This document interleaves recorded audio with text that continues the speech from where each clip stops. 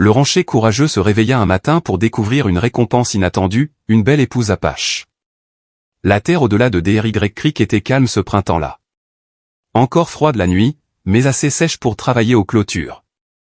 Colt Brandon avait passé la majeure partie de la saison seul là-bas, avec ses outils et le rythme lent de la reconstruction de ce que le temps et le vent avaient usé. Son ranch n'était pas grand, juste un carré de terre durcie niché au pied des Red Hills, trop sec pour le maïs, mais suffisant pour le pâturage si l'on restait modeste. C'était ainsi que Colt aimait vivre, modeste, prévisible, sans dette ni visiteur. À 34 ans, il avait passé plus d'années dans le silence qu'en compagnie. Autrefois, il avait chevauché avec des éclaireurs à la fin de la guerre, lorsque le territoire était encore agité par des raids et des vengeances. Il avait perdu un frère lors d'une de ces chevauchées, au mauvais endroit, au mauvais moment.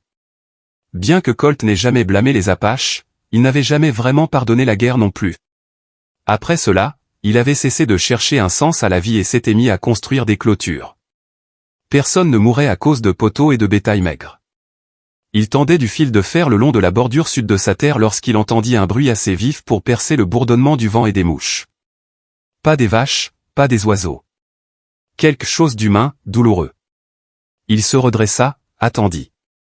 Le cri retentit à nouveau, rapide, étouffé, suivi d'un grondement bas, trop gros pour un chien. Colt agit vite. Il détacha les rênes du poteau, grimpa sur son cheval bai et partit au galop vers le ravin sec. Il ne savait pas ce qu'il allait trouver, mais son instinct se tendit comme avant une fusillade. Sa main resta près de la Winchester posée sur sa selle. En 5 minutes, il atteignit la crête au-dessus du ravin. Le cheval s'arrêta de lui-même. Colt repéra l'ours en premier, un animal massif, les côtes saillantes sous sa fourrure, visiblement affamé et agité. Il s'agitait au-dessus de quelque chose au sol. Colt descendit d'un mouvement fluide, se posta derrière un bosquet de mesquite, stabilisa son arme et tira une fois dans l'épaule de l'animal. L'ours se cabra et se tourna vers le bruit. Colt ne broncha pas. Le deuxième tir toucha le cou. Le troisième, entre les yeux. L'ours s'effondra. Il attendit 30 secondes pour être sûr. Le ravin redevint silencieux, sans vent ni chant d'oiseaux. Il descendit lentement, le fusil toujours levé. L'homme au sol bougeait à peine. Du sang s'accumulait sous lui, sombre et régulier, s'infiltrant dans la terre craquelée. Colt s'accroupit à ses côtés, surveillant toujours le corps immobile de l'ours. L'homme était âgé, des mèches grises dans ses tresses noires, le visage marqué par le soleil et les années. À en juger par ses vêtements et ses perles, c'était un Apache, mais sans peinture de guerre ni arme. Colt posa 2 doigts sur son cou. Encore vivant, à peine. Les yeux de l'homme s'ouvrirent, vitreux mais concentrés, rencontrant ceux de Colt sans peur. Colt expira bruyamment. « D'accord, » murmura-t-il. « On va vous sortir de là. » L'homme ne pouvait pas marcher. Colt glissa la Winchester sous son bras, souleva l'aîné avec précaution et le porta jusqu'au cheval. Il avait déjà fait ça, porter des corps sur des champs de bataille ou des ivrognes sur des convois de bétail. Mais là, c'était différent. Cet homme n'était pas un fardeau. C'était le père de quelqu'un, peut-être un grand-père, juste un homme parti se promener et tombé sur la mauvaise bête. Colt le hissa sur la selle et monta derrière lui, une main le maintenant, l'autre tenant les rênes. Le trajet jusqu'à la cabane fut lent. Il sentait la respiration de l'homme s'affaiblir contre son bras. Le sang tachait encore sa chemise lorsqu'ils arrivèrent. La cabane était simple. Mur en bois, foyer en pierre, un lit, une chaise. Colt ouvrit la porte d'un coup de botte, allongea l'homme sur le lit et alluma la lampe à huile. Il agit vite, de l'eau sur le feu, une aiguille et du fil, un couteau propre tiré du tiroir. Il lava ses mains, déchira la chemise de l'aîné et nettoya la blessure. L'ours avait déchiré la peau et les muscles, mais sans casser d'os. De la chance, si l'on y croyait. L'homme gémit une fois lorsque Colt versa l'eau chaude. « Ouais », dit Colt à voix basse, « ça fait mal. » Il travailla en silence pendant plus d'1 heure, les mains fermes, la concentration absolue. Il recousit les plaies profondes en lignes serrées et lentes, bourra les endroits les plus graves de tissu et immobilisa le bras tordu avec un bâton de hickory. Ce n'était pas propre au sens médical, mais ça tiendrait. Quand ce fut fini, Colt s'assit sur la chaise près du feu et observa l'homme respirer, faiblement. Il n'était pas habitué à avoir de la compagnie, ne savait pas ce qui suivrait, mais laisser un homme mourir seul sur un chemin poussiéreux ne lui semblait pas juste. Pas après toute la mort qu'il avait vue. Il versa de l'eau dans une tasse et s'assit près du lit. L'homme ne tendit pas la main pour la prendre, il respirait juste, à peine. Colt s'adossa, laissant le silence s'installer. Il n'avait pas demandé qui était l'homme, ne savait pas si la tribu viendrait le chercher, et ça ne l'intéressait pas vraiment. Il avait fait ce qui devait être fait. Cela suffisait. L'aîné ne parla pas pendant 3 jours. Colt ne s'attendait pas à ce qu'il le fasse. Il vérifiait ses bandages chaque matin, remplaçait les linges savonneux par des propres et glissait du bouillon entre ses lèvres gercées. L'homme avalait quand il pouvait, tournait légèrement la tête quand Colt essuyait sa sueur, mais n'essayait jamais de parler. Ses yeux restaient vifs, suivant chaque mouvement de Colt dans la cabane. Colt ne posait pas de questions. Il pensait que si l'homme voulait parler, il le ferait. En attendant, il suivait sa routine, nourrir les chevaux, vérifier les clôtures, transporter de l'eau. Il travaillait en silence, comme toujours, mais il y avait un poids différent maintenant. Le son d'une autre respiration dans la pièce, la sensation que quelqu'un observait, même sans dire un mot. Le 4e matin, Colt rentra avec une brassée de bois sec sous le bras et trouva le lit vide. Son cœur bondit. Il posa le bois rapidement et balaya la pièce du regard. La porte n'avait pas été touchée. Le fusil était toujours contre le mur. Puis un bruit, un mouvement près du foyer. L'aîné s'était levé, assis en tailleur près du feu, fixant les flammes. Il était pâle, voûté par l'effort, mais sans panique. Il ne semblait ni perdu ni délirant. Il semblait être un homme faisant ce qui devait être fait. « Vous devriez être couché, » dit Colt, la voix posée. L'homme ne leva pas les yeux, ni ne sembla offensé. Il parla pour la première fois, d'une voix basse et graveleuse. « Vous ne m'avez pas demandé qui j'étais. » Colt resta immobile, incertain de la réponse. « Je me suis dit que vous me le diriez si c'était important. » L'aîné hocha lentement la tête. « Ça l'est. » Colt traversa la pièce, s'accroupit près du feu, mais garda une distance respectueuse. L'air sentait le lin bouilli et la fumée de pain. Dehors, le vent pressait doucement contre les volets. « Je m'appelle Toka, » dit l'aîné. « Mon peuple est à Dikret à l'est, après les rochers en forme de dents. » Colt connaissait l'endroit, y était passé une fois. « Vous m'avez sauvé la vie, » continua l'homme. « Cela a été vu. » Colt haussa les épaules. « J'ai fait ce que n'importe qui aurait fait. » Toka le regarda pour la première fois, vraiment. Son visage était marqué par l'âge, ridé par le soleil, mais ses yeux étaient fermes. « Non, » dit-il, « pas n'importe qui. » Il n'expliqua pas davantage. Il demanda de l'eau, et Colt l'aida à retourner au lit. Ce fut tout. Le lendemain matin, Toka avait disparu. Colt se réveilla et trouva le lit vide à nouveau, mais cette fois, le feu était froid et la porte grande ouverte. Aucun signe de lutte, aucune empreinte dans la poussière, effacée par la brise nocturne. Pas de notes, pas de marque, rien. Colt resta longtemps sur le porche, regardant les lignes de crête. Une partie de lui s'attendait à ce que l'homme revienne. Une autre savait qu'il ne le ferait pas. La journée passa lentement, calmement, familière. Mais quelque chose flottait dans l'air, une agitation. Cette nuit-là, Colt ne dormit pas bien. Il se réveilla tôt, avant l'aube, avec une lumière qui commençait à adoucir les contours du ciel. Il tendit la main vers la bouilloire, pensant aux tâches, et s'arrêta. Quelqu'un était dans la cabane. Elle était assise près du feu éteint, dos à lui, main jointe sur ses genoux. Il n'avait pas entendu la porte ni un pas.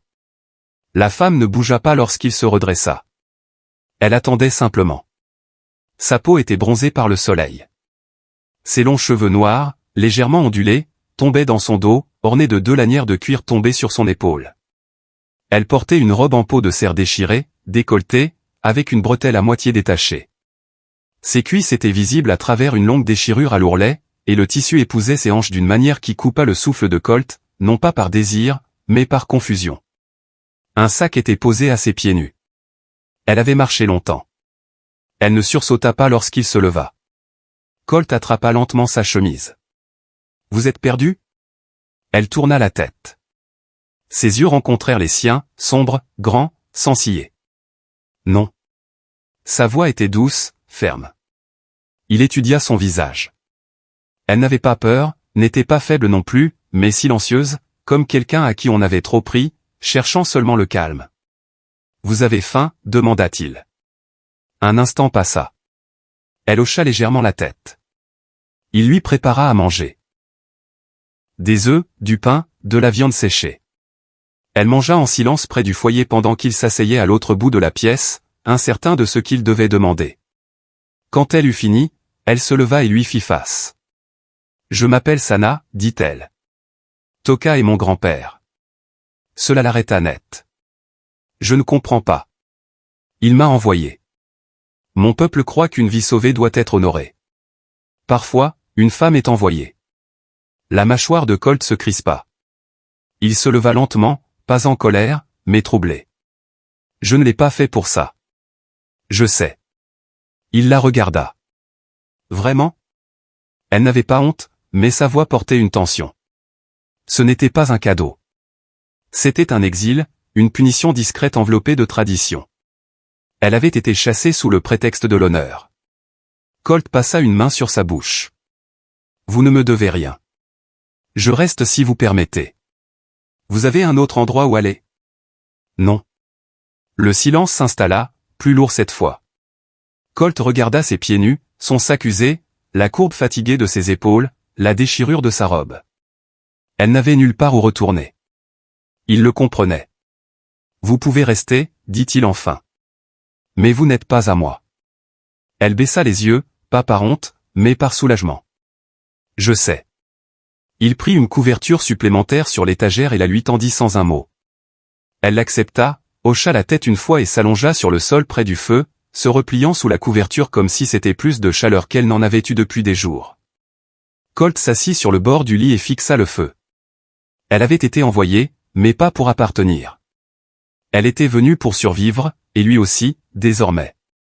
Le matin arriva sans bruit. Colt se leva tôt, comme toujours, les bottes lacées, le manteau enfilé avant que le soleil n'atteigne la fenêtre de la cabane. Il évita de regarder vers le foyer tout de suite. Il ne voulait pas, mais il entendit un froissement de tissu, un léger soupir, et sut qu'elle était toujours là. Sana n'avait pas beaucoup bougé pendant la nuit. Elle était enroulée sous la couverture, une main sous sa joue, son corps légèrement tourné vers les braises éteintes.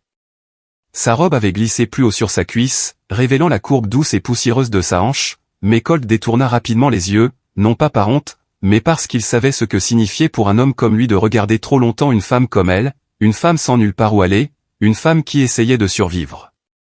Il sortit pour s'éclaircir les idées.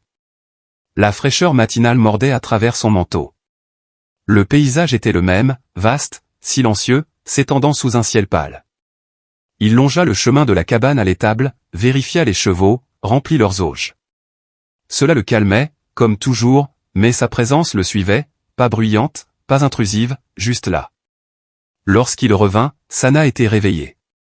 Elle était assise sur le sol, les genoux repliés, la couverture enroulée autour de ses épaules.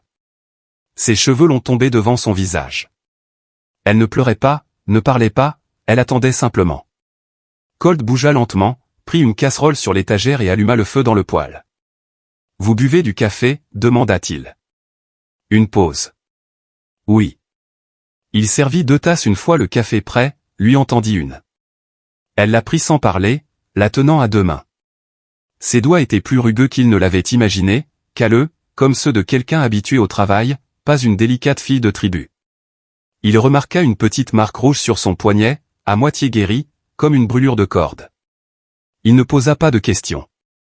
Ils restèrent ainsi un moment, lui à la table, elle sur le sol. Enfin, il parla à nouveau. « Pourquoi vous ?» Elle leva les yeux.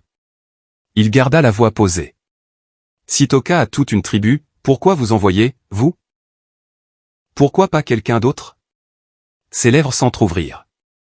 La réponse ne vint pas tout de suite. « Ils disent que je suis trop silencieuse, dit-elle. Que je rends les hommes nerveux.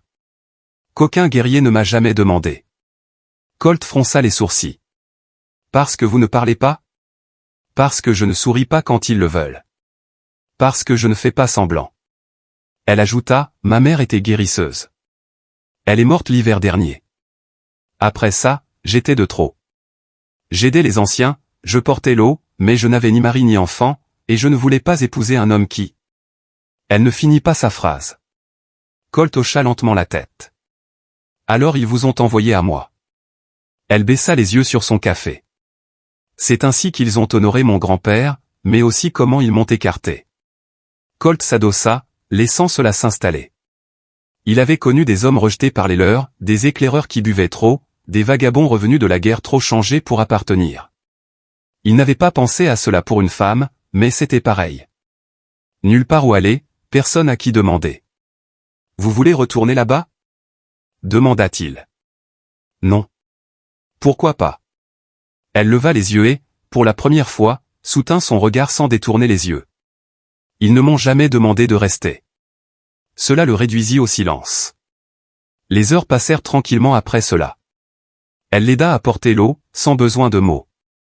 Il lui offrit des chaussures, une vieille paire laissée par un ouvrier parti depuis longtemps, et elle accepta d'un hochement de tête. Il lui montra où était la nourriture. Elle commença à nettoyer sans qu'on le lui demande. Ce n'était pas de l'obéissance, c'était une compréhension, une sorte de trêve silencieuse entre deux personnes habituées à être seules. Cette nuit-là, il prépara un lit d'appoint près du feu. « Vous pouvez dormir ici, dit-il.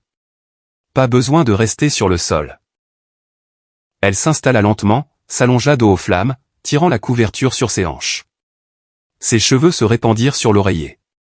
Avant de se coucher, Colt posa une dernière question, qu'il n'avait pas voulu poser, mais qu'il ne pouvait plus retenir. Cette cicatrice sur votre poignet. Qui vous l'a faite? Sana ne répondit pas tout de suite. Enfin, elle murmura, un traître. Il y a des années, avant que la tribu ne me reprenne. Son estomac se noua. Ils vous ont reprise après ça. Oui, dit-elle, mais à moitié. Colt ne dormit pas beaucoup cette nuit-là. Il écouta le crépitement du feu et sa respiration douce à côté. Il comprit quelque chose qu'il n'avait pas encore pleinement saisi. Elle n'avait pas été donnée à lui. Elle avait été jetée dehors. Et maintenant, d'une certaine manière, elle était sous sa responsabilité, non pas à cause de ce qu'elle avait souffert, mais parce qu'il était le premier à ne rien demander en retour. Le vent souffla fort ce matin-là, secouant les murs de la cabane, envoyant la poussière tourbillonner dans la cour et faisant craquer les arbres derrière les tables. Colt sortit, col relevé, chapeau baissé, son souffle visible dans le froid. Le printemps dans le haut désert était toujours changeant, chaud un jour, glacial le lendemain. Il nourrit les chevaux en silence, suivit ses routines comme une horloge. Mais son esprit n'était pas calme. À l'intérieur, elle bougeait à nouveau, nettoyant sans qu'on le lui demande, pliant le peu de linge qu'il y avait, ravivant le feu. Elle était là depuis 4 jours, et ils n'avaient pas échangé plus de quelques dizaines de mots. Pourtant, sa présence remplissait chaque coin de la cabane. Elle ne demandait jamais ce qu'elle pouvait toucher. Elle aidait simplement, silencieusement, toujours pieds nus, toujours se déplaçant comme si elle était là depuis 1 an. Il remarqua des choses. Comment elle attachait maintenant ses cheveux en 2 tresses épaisses qui pendaient derrière ses épaules. Comment elle avait recousu la déchirure de sa robe avec un bout de ficelle de son matériel. Comment elle regardait parfois par la petite fenêtre latérale pendant de longues minutes, sans expression, comme si elle observait quelque chose de lointain. Ce jour-là, il rentra avec du petit bois et la trouva en train de balayer le coin près du poêle.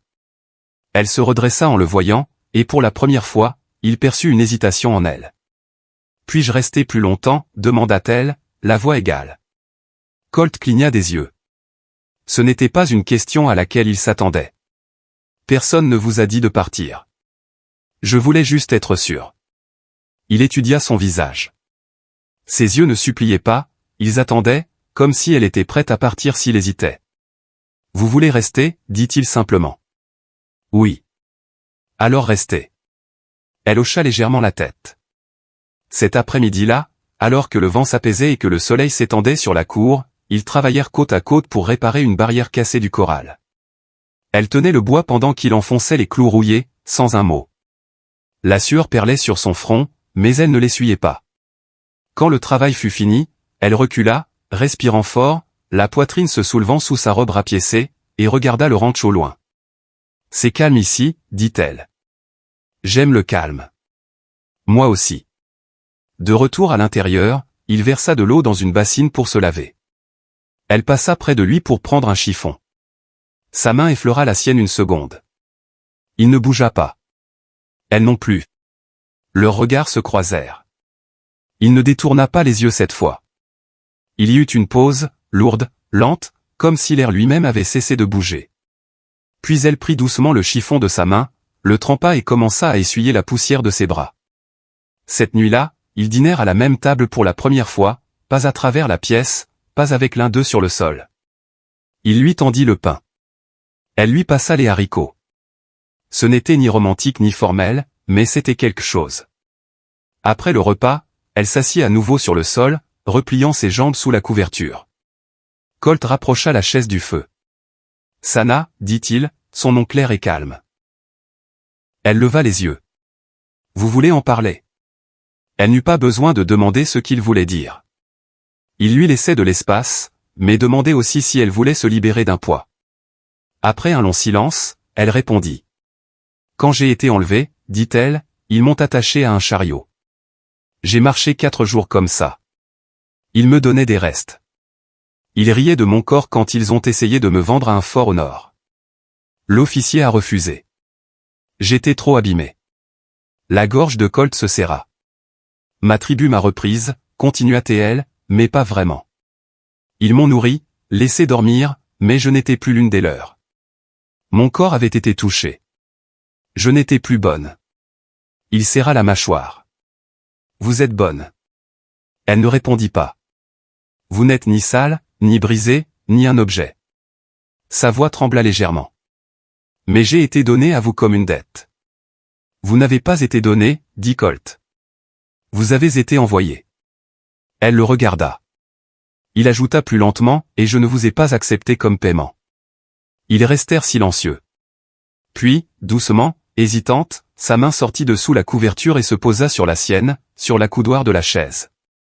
Elle ne la serra pas, elle la posa simplement, douce et tremblante. Il ne bougea pas, la laissant là. Une chaleur se répandit depuis ce point, pas du désir, pas de la pitié, juste de la chaleur. Après un long moment, elle murmura, « Je n'ai plus peur maintenant. » Colt fixa le feu. Sa main ne bougea pas. Sa respiration resta calme. Il dit seulement, d'une voix basse et honnête, « Alors vous êtes en sécurité ici. » Ce fut la première nuit où elle dormit non pas sur le sol, mais sur le lit d'appoint près de son lit. Et lorsqu'il se réveilla le matin, sa main reposait encore légèrement près de la sienne, sans s'accrocher, sans réclamer, juste là. Au 6e matin, il n'était plus question de savoir si Sana avait sa place ici, mais comment. Colt se réveilla avec l'odeur du pain chaud et de la sauge. Il se redressa lentement, s'attendant à moitié à trouver le feu éteint et le silence lourd qu'il accueillait autrefois chaque matin. Mais la pièce n'était plus silencieuse de la même manière. Elle respirait maintenant, elle bougeait.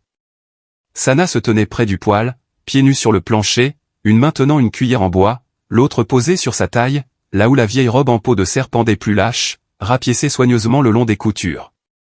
Elle avait enfilé l'une de ses vieilles chemises pour se réchauffer, laissant le haut de la robe décolleté, ses courbes douces mais fortes, légèrement visibles, comme si elle ne cherchait plus à se cacher. Elle le regarda et lui adressa un petit hochement de tête.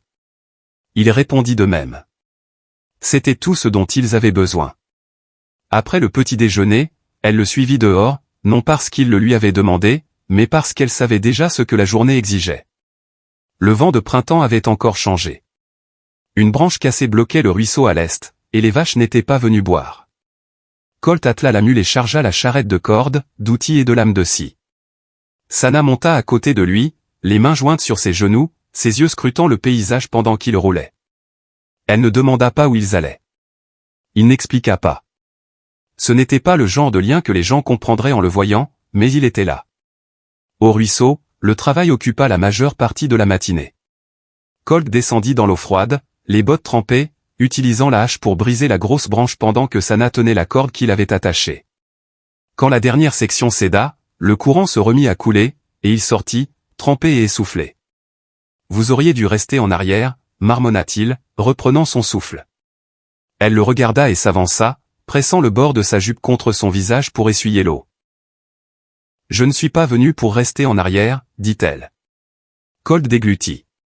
Quelque chose changea en lui, quelque chose de simple, mais de fort. Elle l'avait dit comme une évidence, sans défi, sans émotion, juste une vérité. De retour à la cabane cet après-midi-là, il ouvrit le petit coffre au pied de son lit et en sortit un paquet plié enveloppé dans de la mousseline décolorée.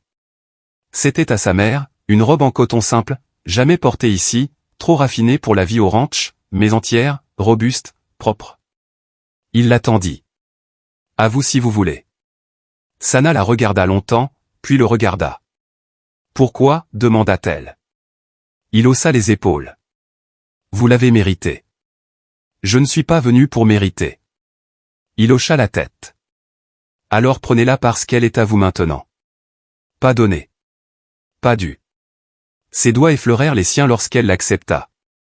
Pour la première fois, il vit un sourire sur son visage, pas large, pas forcé, juste une légère courbe au coin de sa bouche.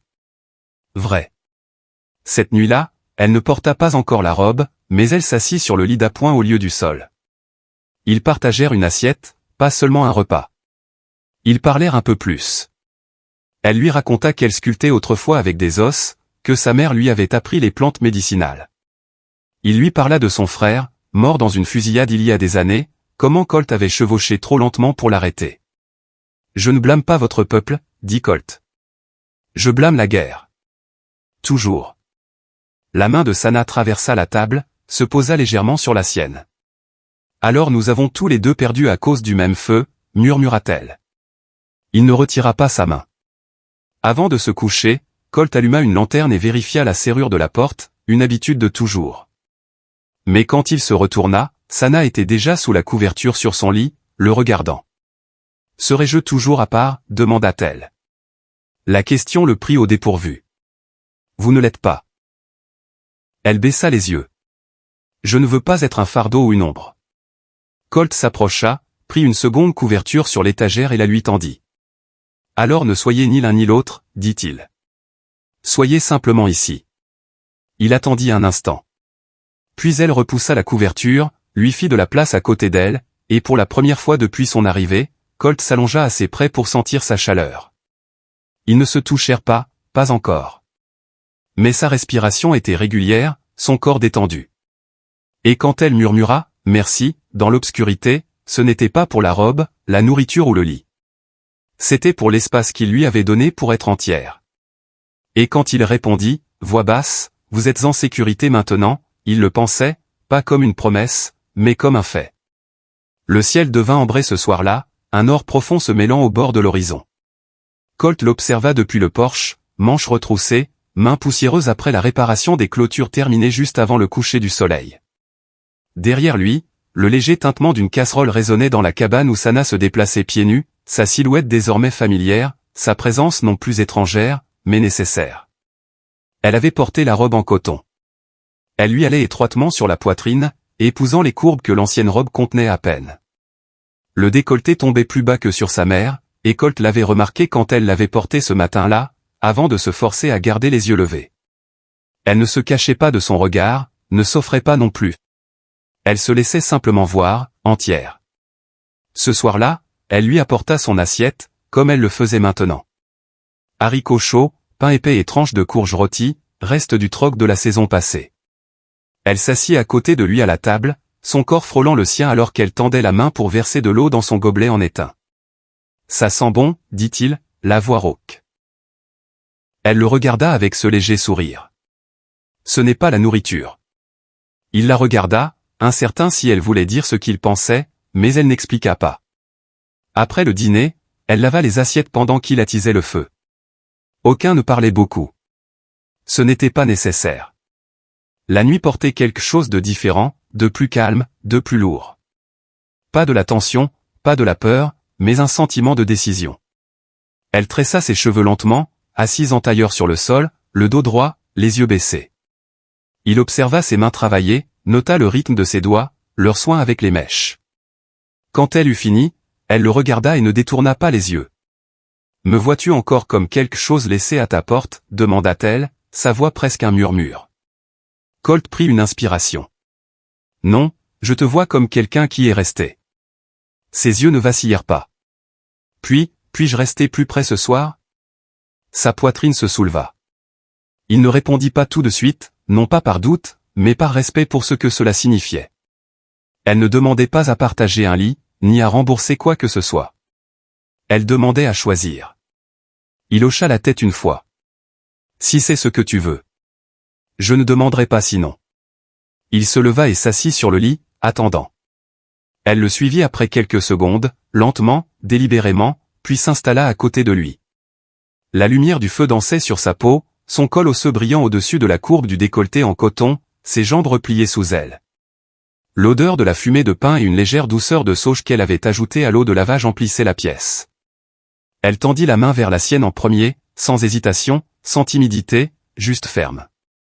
Colt laissa ses doigts se refermer sur les siens. Sa peau était douce, chaude, forte. Elle se pencha et pressa ses lèvres contre les siennes, pas un effleurement, un baiser, honnête, vrai.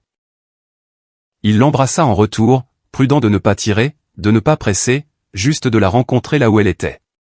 Ses mains glissèrent sur son visage, puis sur sa poitrine, explorant sans hâte. Elle murmura son nom contre sa peau. Colt, chuchota-t-elle, juste une fois. Ils s'allongèrent ensemble, lentement, leur souffle se mêlant. Il tira la couverture sur eux deux, leurs corps pressés l'un contre l'autre, sa robe glissant à moitié sur son épaule. Il embrassa son cou. Elle serra son flanc. Personne ne se pressa. La nuit était lente, honnête. Le silence n'était plus entre eux, il les enveloppait comme une promesse. Quand elle s'allongea contre sa poitrine après, son bras sur sa taille, elle demanda doucement, « Sera-ce toujours ainsi ?» Il baissa les yeux vers elle, ses cheveux défaits maintenant, répandus sur sa poitrine nue. « Si tu restes, dit-il, je m'assurerai que ce soit le cas. » Elle ne parla plus cette nuit-là, mais ne bougea pas non plus. Et quand ils s'endormirent, elle était toujours là, enveloppée dans sa chaleur, le feu s'éteignant en braise. Les jours suivants se déroulèrent calmement, comme si quelque chose s'était ancré, pas doux, mais sûr. Colt se levait toujours tôt, vérifiait les clôtures, nourrissait le bétail, gardait son fusil près de la porte et ses bottes près du lit. Mais maintenant, quand il ouvrait les yeux, elle était là. Pas recroquevillée sur le sol, pas à l'autre bout de la pièce, mais à côté de lui. Parfois, sa joue contre son bras, parfois sa main glissait sous la sienne. Sana ne changea pas du jour au lendemain. Elle ne parlait pas plus qu'avant, ne demandait rien, ne revendiquait pas l'espace, mais sa façon de bouger était différente, ancrée. Elle se tenait plus droite, souriait un peu plus, et commençait à fredonner des notes sans parole en cuisinant ou en balayant. Colt ne demanda pas ce que signifiait la mélodie. Il n'en avait pas besoin. Ils avaient leur propre rythme maintenant, deux personnes habituées au silence, partageant le même feu, le même travail, le même lit. Ce n'était pas de la romance au sens où d'autres l'auraient nommé. Pas de fleurs, pas de promesses dites à voix haute. Mais il y avait autre chose, la routine, la stabilité, l'acte doux de ne pas partir. C'était ainsi qu'elle savait qu'il était sincère, et qu'il savait qu'elle l'avait choisi. Un après-midi, après avoir transporté de l'eau du ruisseau, Sana s'accroupit près du porche, manches retroussées, frottant le dernier des vieux chaudrons. Colt était assis non loin, aiguisant une lame sur une pierre à aiguiser, son regard sur la lame, mais son attention se posant sur elle de temps à autre. « Ton peuple, dit-il, brisant le silence. Penses-tu qu'ils reviendront ?» Sana s'arrêta, ses mains ralentissant sur le bord du chaudron. « Non, dit-elle. » Toka a fait son geste. « C'était fini. »« Tu es sûr ?»« J'ai été envoyé une fois. Ils ne m'enverront pas chercher à nouveau. » Il hocha la tête, la mâchoire légèrement crispée. « Tu as peur qu'ils essaient de te reprendre ?» Elle secoua la tête. « Ils ne reprennent pas ce qu'ils rejettent. Pas les femmes.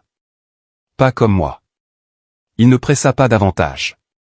Il n'avait pas besoin d'explications. Ce qui comptait maintenant, ce n'était pas ce qu'ils lui avaient fait, mais qu'elle n'appartenait plus à leur jugement. Après une longue pause, elle posa le chaudron et essuya ses mains.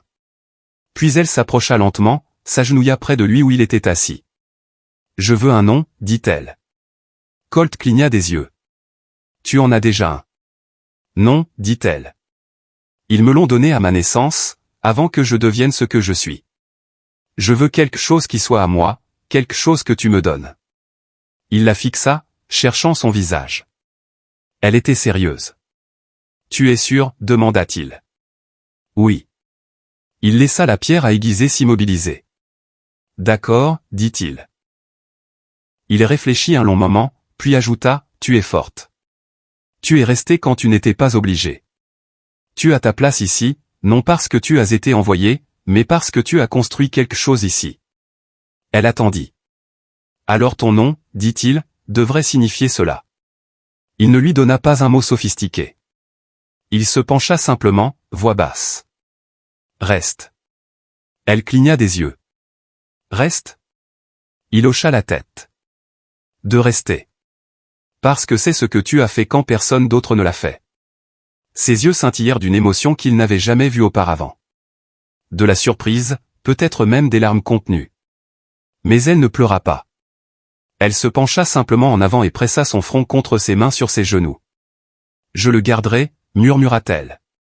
Cette nuit-là, elle porta à nouveau la robe en coton, fraîchement lavée. Elle attacha ses tresses avec du cuir qu'il avait coupé pour elle. Et pendant qu'elle remuait le ragoût, elle posa une nouvelle question. Si je restais pour toujours, dit-elle sans se retourner, que serais-je pour toi? Colt posa l'assiette en étain.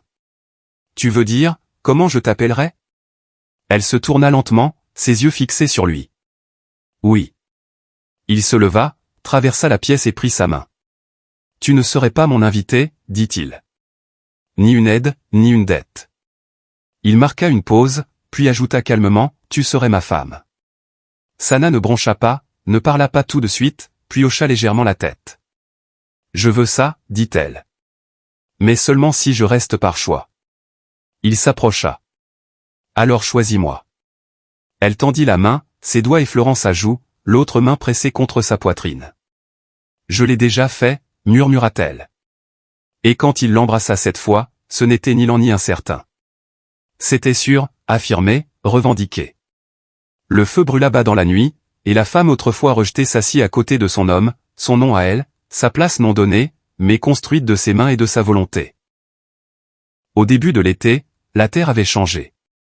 Plus verte le long des ruisseaux, l'herbe poussant plus haut près des clôtures, le vent moins mordant, caressant doucement les fenêtres de la cabane. Eux aussi avaient changé. Colt ne parlait pas de ce qui s'était transformé entre eux. Il n'en avait pas besoin. Les preuves étaient partout, 2 tasses en étain au lieu d'une séchant près de la bassine, sa robe accrochée à côté de sa chemise sur la patère, leurs bottes alignées côte à côte à la porte. La nuit, elle posait sa tête sur sa poitrine, et il se réveillait avec son bras sur ses côtes, comme si elle avait toujours été là. Mais avec la paix vinrent de petites questions qu'il n'avait pas exprimées.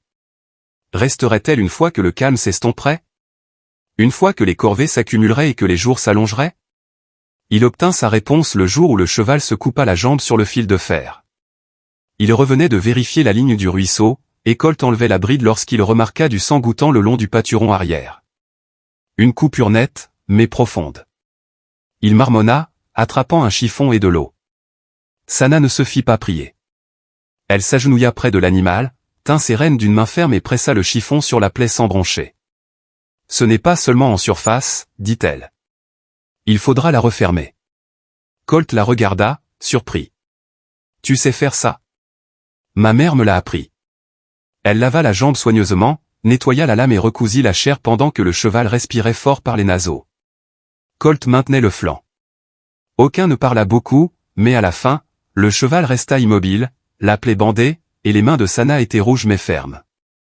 Ensuite, elle recula, essuyant ses paumes sur sa jupe. Elle m'a tout appris, dit-elle. Mais je n'aurais jamais pensé l'utiliser ici. Il la regarda avec un respect plus profond qu'auparavant. Ce n'était pas seulement qu'elle avait aidé, c'était la manière dont elle l'avait fait, sans panique, sans orgueil. Cette nuit-là, alors qu'ils étaient assis dehors, regardant le soleil descendre derrière la crête, il brisa le silence. « Tu as déjà pensé à partir ?» demanda-t-il. Sana se tourna lentement vers lui. « Non, pas une seule fois. J'ai pensé à ce que je serais si j'étais parti, dit-elle. À ce dont je fuirais encore. Mais pas à où j'irais. Je ne veux pas partir. » Colt passa une main sur son visage, voix basse. « Parfois, je me demande si j'ai encore quelque chose à offrir à une femme. » Elle le regarda durement. « Tu m'as donné le calme, un abri, la liberté de choisir. C'est plus que ce que la plupart des hommes offrent. » Il ne répondit pas. Elle se pencha vers lui, son épaule reposant légèrement contre la sienne. « Je n'avais pas besoin d'être sauvée, » ajouta-t-elle. « J'avais besoin de rester. Tu l'as fait. » C'était ce qui se rapprochait le plus d'un « je t'aime » et c'était assez. Plus tard dans la semaine, Colt lui apporta une simple bague qu'il avait sculptée dans de l'os. Pas sophistiquée, sans pierre, sans vernis, juste lisse, chaude, façonnée de ses mains. Il ne fit pas de discours lorsqu'il la lui tendit, il la présenta simplement. Elle la regarda longtemps, puis la glissa à son doigt et hocha la tête une fois. « Je la porterai, dit-elle, parce que je le veux, pas parce que je dois. » Cette nuit-là, quand ils s'allongèrent ensemble, elle se pressa contre lui sous la couverture, ses jambes nues contre les siennes. Il l'embrassa à nouveau, plus lentement qu'avant, ses doigts effleurant sa taille, remontant le long de sa courbe, s'arrêtant juste sous sa poitrine. Sa respiration s'accéléra légèrement, pas de peur, mais de disponibilité. Elle guida sa main. Elle voulait cela, non par obligation, mais parce qu'elle avait choisi ce lit, cet homme, cette vie. Ils firent l'amour calmement, sans hâte, sans besoin de prouver quoi que ce soit. Juste des mains, de la chaleur, des souffles. Quand ce fut fini, elle posa son front contre le sien. « Je n'ai jamais eu de maison avant, murmura-t-elle. Tu en as une maintenant. Et un mari ? » Il répondit sans hésiter. « Ouais. Alors j'ai tout. » Et elle l'avait. Il n'y eut ni vœu prononcé ni papier signé, mais dans le silence de la cabane, enveloppés dans la chaleur de leur présence, ils étaient devenus quelque chose de permanent, quelque chose que ni la tribu ni la loi ne leur avaient donné. Seulement le choix. L'été s'approfondit, sec et doré, les jours s'étirant longs et lents sous le ciel du Nouveau-Mexique. La poussière se posait sur les poteaux de clôture, les cigales chantaient sous le porche, et le ruisseau se réduisit à un murmure. Mais à l'intérieur de la cabane, quelque chose avait pris racine, pas la passion, pas le feu, quelque chose de plus stable, de solide. Ils vivaient maintenant comme mari et femme, pas selon la loi ni l'Église, mais selon toutes les mesures significatives qui comptaient davantage. 2 mains pour chaque tâche, 2 voix à la fin de chaque jour. Colt n'avait jamais été bavard, mais Sana ne lui demandait pas de mots. Elle comprenait les choses par les gestes. Quand il lui apporta de la sauge sauvage du bord de la propriété, elle la sécha sans commentaire, mais l'embrassa sur la joue ce soir-là. Quand elle reprisait ses chaussettes et laissait une bande de fil bleu cousu à l'intérieur, sa propre marque discrète, il les portait comme une alliance. Pourtant, une dernière question persistait entre eux, non dite. Et si quelqu'un venait la chercher ? Un matin, alors que Colt aiguisait une oue à l'ombre derrière les tables, il la vit figée dans le champ, tenant un seau d'eau à moitié plein, regardant fixement la crête au loin. 3 cavaliers. Colt se leva lentement, pas paniqué, mais alerte. Il attrapa le fusil là où il était posé et marcha vers elle, sans hâte, sans bruit. « Reste derrière moi, dit-il. » Elle n'argumenta pas. Les cavaliers approchèrent lentement, pas des bandits, ils le voyaient à leur posture, mais pas des voisins non plus. Des Apaches. Lorsqu'ils s'arrêtèrent à la ligne de clôture, l'un d'eux descendit et s'avança seul. Il était plus jeune que Toka, bien vêtu, sérieux. Colt garda le fusil bas, non levé. « Vous êtes Colt Brandon ?» demanda l'homme. « C'est moi. Je suis du sang de Toka. Son fils. » Les épaules de Colt se détendirent légèrement. « Toka est mort ?» L'homme hocha la tête. « Il y a 2 semaines. Il a dit que vous deviez le savoir. » Colt abaissa complètement le fusil. « Je suis désolé. Il a aussi dit que la femme reste avec vous. » Colt sentit Sana bouger derrière lui. « Elle reste par choix, dit-il. Personne ne la retient ici. » L'homme les observa tous les deux, puis se tourna vers Sana. « Tu as été envoyé pour honorer une vie, lui dit-il. Nous ne pensions pas que tu resterais. »« J'ai choisi de rester, dit Sana, parce qu'on m'a enfin vu, enfin demandé, et enfin autorisé à répondre. » L'homme les observa longuement, puis hocha la tête avec réticence. « Personne ne viendra plus, dit-il. Tu es à ta place maintenant. » Il remonta en selle, fit demi-tour, et les 3 cavaliers disparurent au-delà de la crête sans un mot de plus. Colt et Sana restèrent dans la poussière, le soleil dans leur dos, le vent portant seulement le son des chevaux s'éloignant. Cette nuit-là, ils n'en parlèrent pas. Ce n'était pas nécessaire. Colt prit sa main dans le lit et la posa sur sa poitrine. « Tu penses qu'ils étaient sincères ?» demanda-t-il. « Oui, dit-elle. Tu penses qu'on est en sécurité maintenant ?» Elle se tourna vers lui, sa voix douce mais sûre. « Nous l'avons toujours été. Tu ne le savais pas encore. Dans les semaines qui suivirent, Sana recommença à planter de petites rangées de courges, de haricots, des plantes que sa mère connaissait par leur odeur. Elle commença à garder une bourse de graines séchées attachée à sa taille, une petite promesse portée près d'elle. Colt lui construisit une deuxième table pour sécher les herbes.